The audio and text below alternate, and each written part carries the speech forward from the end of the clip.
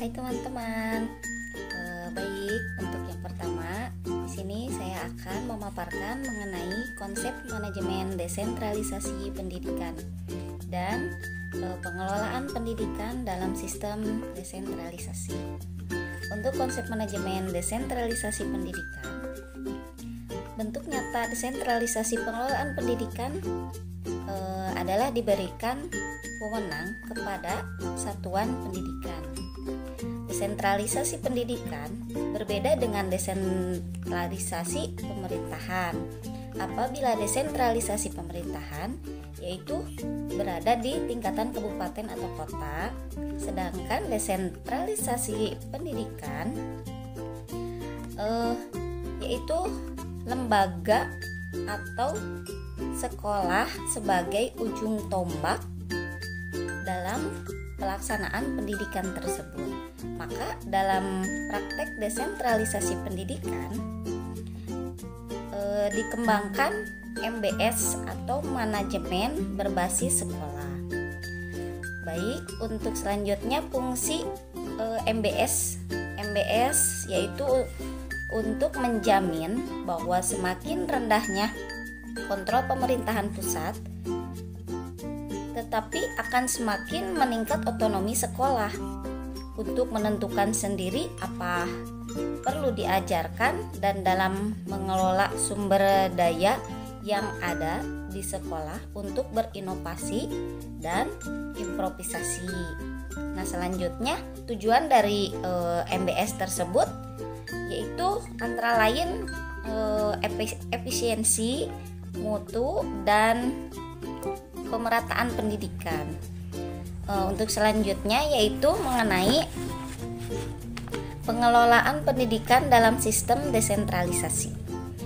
Nah, dalam pengelolaan ini, dalam sistem desentralisasi, sekolah diberikan wewenang yang luas ya untuk mengelola sekolahnya sehingga dituntut untuk memiliki SDM yang berkualitas. Nah, bagaimana cara agar lembaga tersebut memiliki SDM yang berkualitas? Maka dalam Permendiknas nomor 13 tahun 2007 tentang standar kepala sekolah. Nah, di sana ada 5 dimensi kompetensi bagi calon kepala sekolah, yaitu yang pertama kompetensi kepribadian, yang kedua yaitu kompetensi manajerial, yang ketiga kompetensi kewirausahaan, yang keempatnya kompetensi supervisi, dan yang kelimanya kompetensi sosial. Nah, selanjutnya untuk perekrutan guru ya. Perekrutan guru yang pastinya dalam merekrut guru itu kita harus mempunyai kriteria, dan di sini kriteria tersebut yaitu yang memiliki kompetensi. Dan untuk kompetensi guru itu ada 4 ya. Yang pertama kompetensi kepribadian, yang kedua kompetensi sosial, kemudian kompetensi pedagogi, dan selanjutnya itu kompetensi profesional. Mungkin teman-teman sekalian atau ibu-ibu sekalian juga pasti sudah tahu ya mengenai kriteria dari kompetensi guru tersebut. Nah, di sini dalam upaya menerapkan desentralisasi pendidikan yang sesuai harapan, maka perlu adanya hal-hal yang dikuatkan sebagai tanggung jawab bersama ya. Jadi adanya pembagian yang jelas antara pemerintahan pusat dan pemerintahan daerah.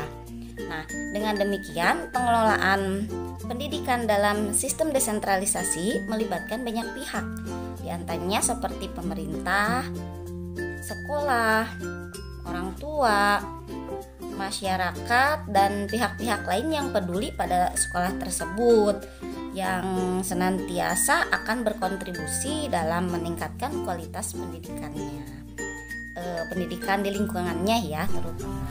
Selanjutnya yaitu C, pengertian desentralisasi pendidikan. Kata desentralisasi berasal dari bahasa Inggris yaitu decentralization yang berarti pemberian wewenang oleh pemerintah pusat kepada pemerintah daerah untuk mengatur daerahnya sendiri.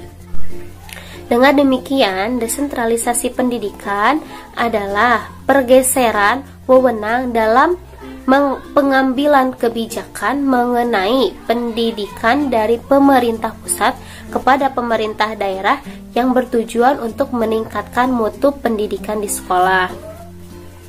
D. Urgensi desentralisasi pendidikan.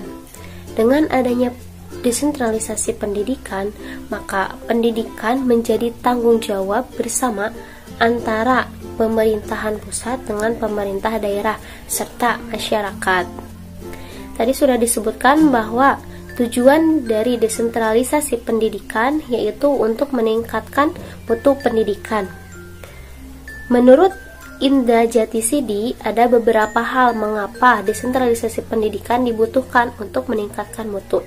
Di antaranya yang pertama yaitu akuntabilitas sekolah dalam penyelenggaraan pendidikan kepada masyarakat masih rendah. Yang kedua, penggunaan sumber daya tidak optimal. Yang ketiga yaitu partisipasi masyarakat masih rendah. Dan yang terakhir yaitu sekolah tidak mampu mengikuti perubahan yang terjadi di selanjutnya yaitu sasaran desentralisasi pendidikan. Agar desentralisasi pendidikan ini bisa dicapai dengan baik, maka desentralisasi mengupayakan dalam rangka 1. Meningkatkan pendidikan secara langsung. Nah, dalam peningkatan pendidikan secara langsung ini, contohnya yaitu seperti melalui peningkatan jumlah input di sekolah. Yang kedua yaitu meningkatkan penyelenggaraan sistem pendidikan. Seperti apa? Yaitu seperti peningkatkan efisiensi alokasi sumber daya. Dan yang terakhir yaitu mengubah sumber daya dan jumlah dana yang tersedia bagi pendidikan. Seperti apa? Yaitu misalnya peningkatan jumlah uang secara keseluruhan yang dibelanjakan untuk pendidikan. Nah, agar desentralisasi pendidikan ini efektif, maka perlu adanya tindakan konkret yang dilaksanakan oleh berbagai pihak yang berkaitan dengan pendidikan. Nah, kemudian efektivitas desentralisasi pendidikan. Nah, seperti yang saya jelaskan tadi, bahwa agar desentralisasi pendidikan ini bekerja secara efektif, maka perlu adanya kesiapan dari pihak-pihak yang bersangkutan dengan pendidikan. Apa saja sih pihak yang berkaitan itu? Yaitu di sini pertama, dukungan politik terhadap perubahan. Nah, dalam pelaksanaan desentralisasi pendidikan di daerah sangatlah dipengaruhi oleh dukungan politik, di mana masyarakat ingin diajak bicara dan dilibatkan secara langsung dalam pengambilan keputusan yang berhubungan terkait kelanjutan sekolah di tempatnya. Maka oleh sebab itu pihak-pihak yang berkaitan harus mengupayakan 1. Menciptakan suatu sistem pendidikan dengan kebijakan yang konkret. 2. Mengatur sumber daya serta manfaatnya. Yang ketiga, memiliki tenaga yang profesional. Yang keempat, menyusun kurikulum yang sesuai. Dan yang terakhir, mengelola sistem pendidikan yang berdasarkan dengan kebudayaan tempatnya. Nah, kemudian yang kedua yaitu mereka yang terlibat dalam pendidikan mampu melaksanakannya dengan baik. Materi selanjutnya yaitu hubungan desentralisasi pendidikan dengan kualitas pendidikan. Desentralisasi pendidikan yang merupakan bagian dari otonomi daerah diharapkan dapat merubah pola pengelolaan pendidikan daerah dan sekolah dalam pengambilan keputusan.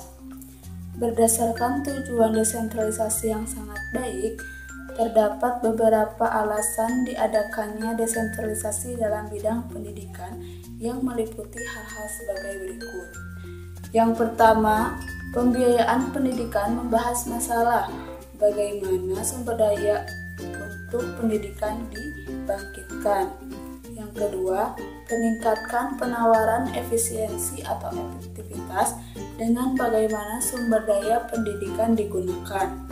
Yang ketiga, redistribusi kekuasaan politik bertujuan untuk meningkatkan legitimasi lembaga dengan mendistribusikan kekuasaan yang memberi warga peran manajemen yang lebih besar.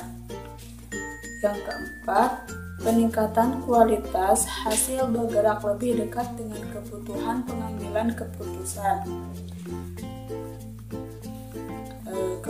pengambilan keputusan masing-masing sekolah dan dapat fokus juga pada perbedaan budaya lokal dan pembelajaran lingkungan hidup. Yang kelima, peningkatan inovasi memiliki jangkauan yang lebih luas terhadap penyedia pendidikan.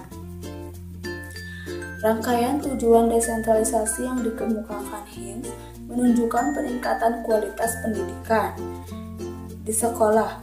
Poin pertama dan kedua dari tujuan desentralisasi pendidikan di atas mengemukakan tentang pengelolaan pendidikan yang mengedepankan pemanfaatan potensi sumber daya pendidikan lokal dan mempermudah pengontrolan efisiensi dan efektivitas pada sekolah.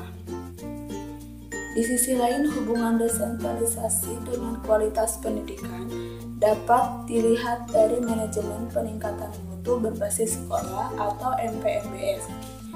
Setidaknya ada 4 tujuan. Yang pertama, meningkatkan mutu pendidikan melalui kemandirian dan inisiatif sekolah dalam mengelola dan menggunakan sumber daya yang tersedia. Yang kedua, meningkatkan partisipasi masyarakat dalam pengambilan keputusan bersama dengan pihak sekolah. Yang ketiga, meningkatkan tanggung jawab sekolah kepada orang tua, masyarakat, dan pemerintah tentang mutu sekolah. Dan yang terakhir, meningkatkan kompetensi yang sehat antar sekolah tentang mutu pendidikan yang akan dicapai. Untuk dapat mencapai kualitas yang diharapkan, maka peran serta orang tua dan masyarakat diperlukan, sehingga memungkinkan sekolah lebih terbuka dan akuntabel. Akuntabilitas merupakan bagian dari sistem yang diterapkan dalam desentralisasi pendidikan. Peningkatan akuntabilitas sekolah memungkinkan untuk memperpendek jarak antara sekolah dengan orang tua siswa, masyarakat, pemerintah, dan pihak lain yang memiliki keterkaitan dengan sekolah.